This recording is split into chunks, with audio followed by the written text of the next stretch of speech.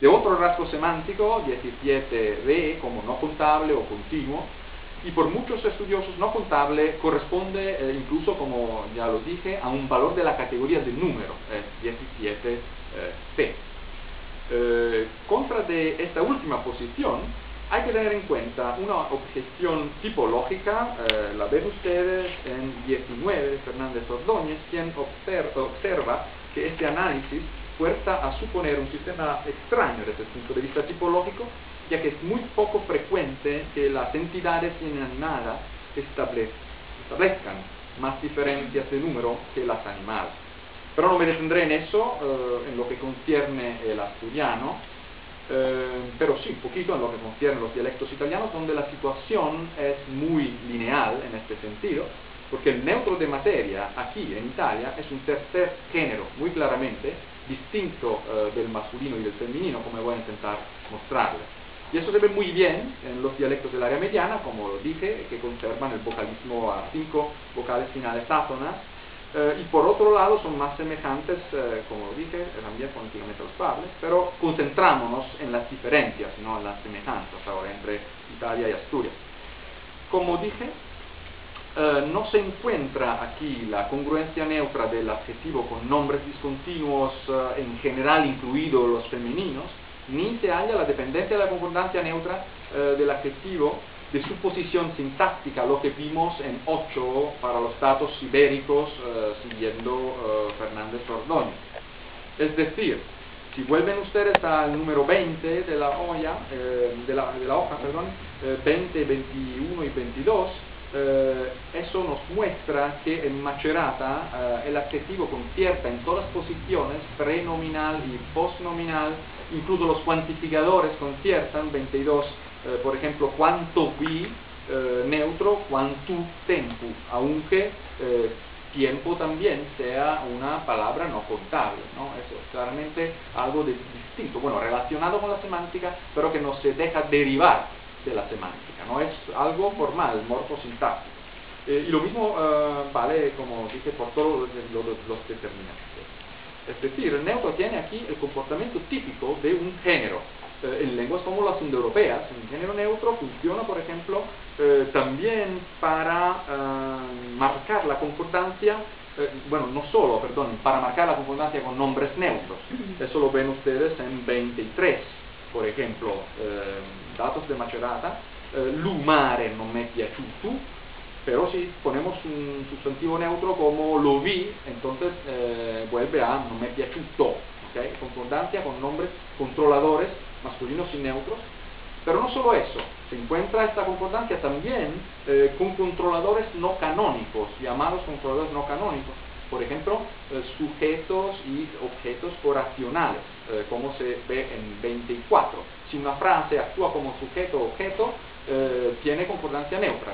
En 24, gli allumare non mi è piaciuto mai, y no mi è piaciuto, a grammaticale. Y también se emplea el neutro, 25, para marcar la falta de concordancia.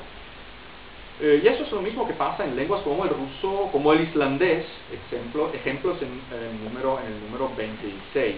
Podemos detenernos en eso en la discusión si ustedes quieren. Por supuesto, hay una diferencia.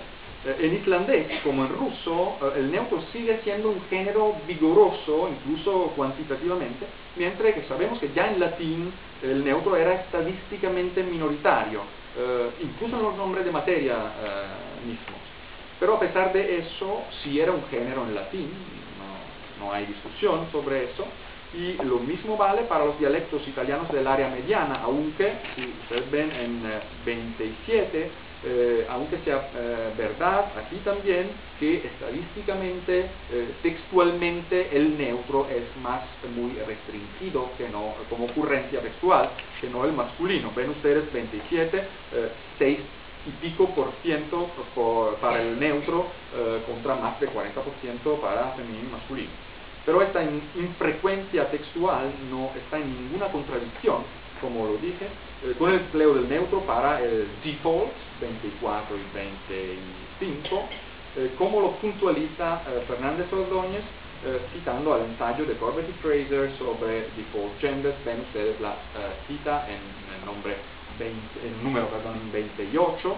En las lenguas indoeuropeas con distinciones de género léxico masculino, femenino, neutro, como el ruso. Es también el neutro, el género empleado para la concordancia con antecedentes oracionales, y ello a pesar de que en ella, en el ruso, en esta lengua, es el masculino, el género léxico menos marcado. Bien, así como en Asturias, también en Italia mediana hay diferenciaciones, como lo dije, entre dialectos que se han utilizado esas diferenciaciones a veces como pruebas comparativas en los estudios ibero-románicos. Al tipo de sistema que acabamos de describir, de Macerata, hicieron referencia muchos que creen que muchos estudiosos creen la triple distinción de desinencias asturiana, la distinción asturiana en el adjetivo, por ejemplo, frío, frío, fría, es etimológica y no analógica. Es decir, los que responden a la pregunta 15d, ¿cuál es la situación más antigua en el dominio lingüístico astur?, con los pabeles centrales, ¿bien?, que tienen esta distinción, el adjetivo, por ejemplo, ¿no? En Italia también se da una diferenciación paralela, como ustedes pueden verlo en 23, donde se comparan Macerata y Rieti. En Rieti la oposición entre u y o finales ocurre únicamente en el pronombre, aquí se ve en el artículo lu versus lo, pero no se la encuentra ni en el sustantivo, según se muestra en 29, ni en el adjetivo, y ni siquiera en los adjetivos sustantivados con artículo individuativo neutro, lo, ¿no?, como ven ustedes en 30b a la derecha, lo stúpido, y no lo estúpido, para decir lo tonto o el ser tonto. Y la única diferencia con lu estúpido a la izquierda en 30a, que quiere decir la persona tonta, la única diferencia es marcada sobre el artículo, aquí ven ustedes. En la discusión sobre el neoasturiano se ha considerado a menudo esta situación, la situación de Macerata en 29, donde sí hay distinción también en los nombres, como la más antigua. Eso es lo que hace, por ejemplo, 31 Damaso Alonso. Y es verdad que las O son, como él lo dice en esta cita en 31, que las O son etimológicas en el verbo y en el adverbio, pero no lo son de ninguna manera ni en el nombre y ni en el adjetivo, y eso se puede demostrar con pruebas comparativas. Aún hoy, mientras que en la ciudad misma de Macerata, que ustedes ven en las marcas, como dije, así como en Camerino, citado por Damaso Alonso en 31, mientras ahí se encuentra el sistema 29b con generalización de UO a los sustantivos también, en los centros más pequeñitos de los alrededores, pueblecitos, ¿no?, como los donde se sacan los datos en 32 y 33, la oposición morfológica se observa solo, exclusivamente en el pronombre, mientras que en el adjetivo y en el participio, en el sustantivo, no hay oposición y solo se encuentra un final, como en los pabeles orientales.